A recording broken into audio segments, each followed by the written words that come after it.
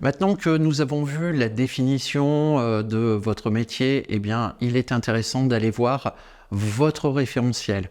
Alors, le référentiel, c'est quoi? Ça va être un document, voire deux documents, en fait, qui vont vous permettre, pour l'un qui s'appelle le REAC, c'est schématiquement, c'est le mode d'emploi du métier, et le référentiel d'évaluation qui, schématiquement, est le mode d'emploi ou le déroulé de votre examen. Alors, je vous arrête tout de suite. Je vous invite à faire pause. Vous allez descendre tout en bas de la page. Un pas à pas vous est présenté et qui va vous permettre de télécharger les deux référentiels. Une fois que vous les avez téléchargés, vous les avez stockés sur votre ordinateur, archivés, mis à disposition, vous reprenez la lecture de cette vidéo et je poursuis cette démonstration. Ça y est, vous avez téléchargé le, ou en tout cas les deux documents qui nous intéressent. Allez, on poursuit ensemble. Donc, le référentiel, le REAC, référentiel emploi, activité, compétences, c'est donc un document qui est public et qui en plus a un caractère réglementaire puisqu'il a été, comme vous pouvez le voir, vous avez une cocarde bleu, blanc, rouge, il est donc réglementé par un arrêté du ministère du Travail et qui va réglementer justement la définition et de ce que doit savoir faire un responsable d'établissement marchand. Alors, je vais vous l'expliquer un petit peu plus en détail après. Le deuxième document, eh bien, c'est le référentiel d'évaluation. Je vous en parlerai dans le chapitre votre examen à l'écrit et à l'oral. Votre référentiel, il comporte un certain nombre de pages. Vous allez avoir dans les premières pages, en fait, les différentes révisions qu'il y a pu y avoir, c'est-à-dire l'évolution du métier au fil du temps. Vous allez disposer du descriptif du métier, d'une vue synoptique. On va s'arrêter un petit moment dessus. Et puis, on va s'arrêter aussi sur les différentes compétences et les activités types que sont amenés à réaliser donc un responsable d'établissement marchand dans l'exercice de sa profession. Nous verrons aussi que dans ce document est mis à disposition un glossaire de vocabulaire technique. J'en parlerai avec vous tout à l'heure pour vous donner des démarches d'organisation dans votre travail tout au cours de votre formation. Alors, si on regarde de plus près votre référentiel emploi, activité, compétences de votre métier, vous allez descendre, alors descendre sur la page ou aller sur le référentiel, vous allez tomber sur une vue synoptique. Donc c'est un tableau qui permet de recenser les différents types d'activités que peuvent exercer un responsable d'établissement marchand. Alors voyons d'un peu plus près votre référentiel. Alors tout d'abord, qu'est-ce que c'est une activité type? On va considérer que chacune des activités types vous regrouper les compétences professionnelles sur une activité. Vous pouvez trouver des terminologies différentes au niveau de l'activité type. Une activité type peut s'appeler un bloc de compétences ou peut s'appeler un CCP. Il faut savoir que le jour de l'examen, vous allez valider des blocs de compétences au travers d'une évaluation des compétences professionnelles et ça me donne l'occasion d'expliquer ce qu'est une compétence professionnelle.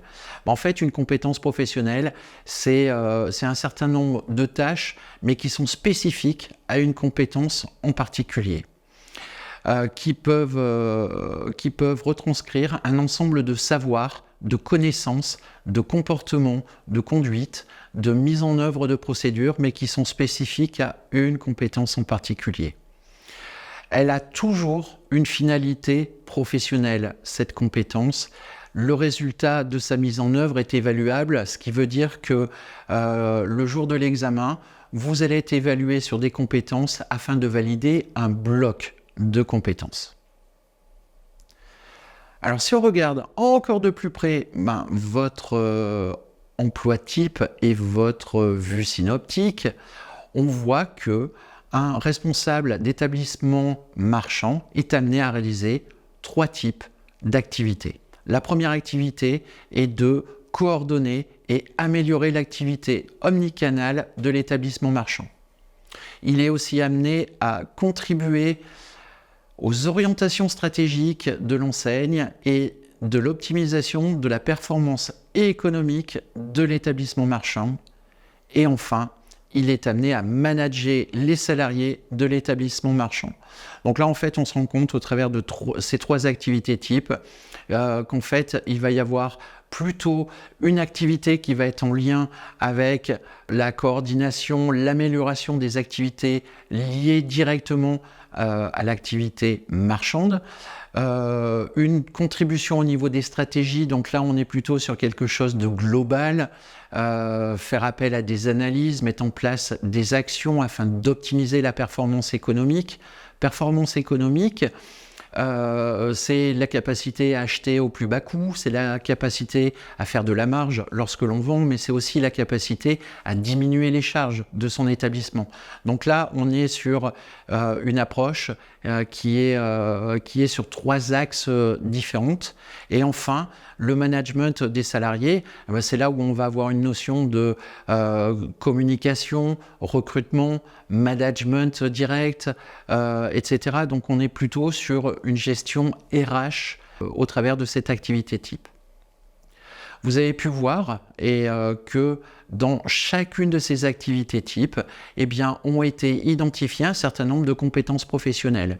Alors, sans trop les lister dans le détail, vous allez être amené à gérer la chaîne d'approvisionnement de l'établissement, peut s'appeler la supply chain, c'est je cherche le bon fournisseur, je vais contrôler les délais par rapport à mes commandes, la réception des marchandises, le stockage, la mise en rayon, jusque la vente au client final et donc la prise en main par vos équipes sur l'espace marchand de votre établissement. Vous allez être amené à piloter l'offre omnicanale de l'établissement marchand. Allez, je vais vous donner un exemple tout simple. Mes prix, je les ai fixés, mais par contre, il faut que je sache ma concurrence. Elle va positionner ce prix sur le marché, sur le même secteur, à quel tarif, est-ce qu'il fait des promos, etc.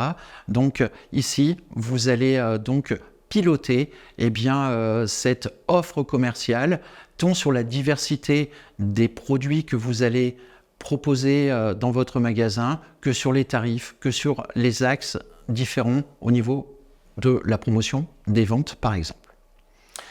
Vous pouvez être amené à bâtir et développer l'expérience client. Bon, là, je vais pas vous faire un dessin.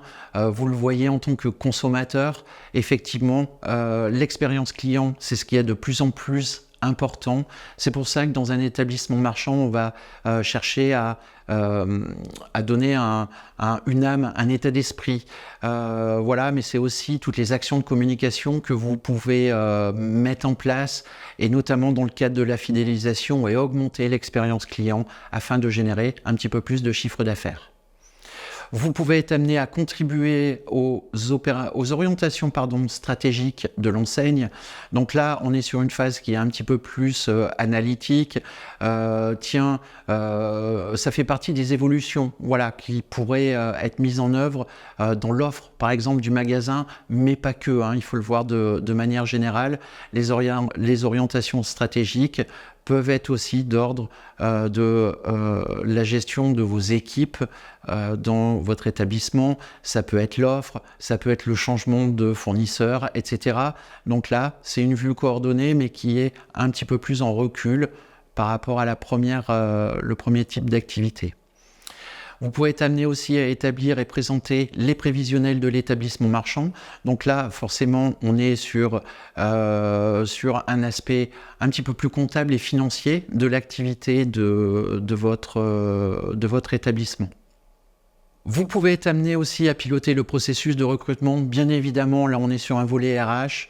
L'intégration des salariés de l'établissement, il y a des choses que vous pouvez faire directement bien évidemment, mais il y a des choses et des éléments que vous allez être amené à superviser, surveiller, parce que vous allez déléguer peut-être à des managers ou à des assistants qui vont vous relayer en fait dans cette phase de recrutement. Ça peut être aussi l'optimisation de la performance collective des équipes, la performance individuelle des salariés de l'établissement. Donc ça, c'est effectivement des éléments que vous allez mettre en place, peut-être dans l'une de vos stratégies et côté RH, mais ça peut faire l'objet aussi de plans d'action que vous pouvez mettre en place au niveau du suivi, de la mise en place de la performance de vos équipes, ce qui va vous amener ensuite à faire le suivi individuel ou collectif justement de ces actions.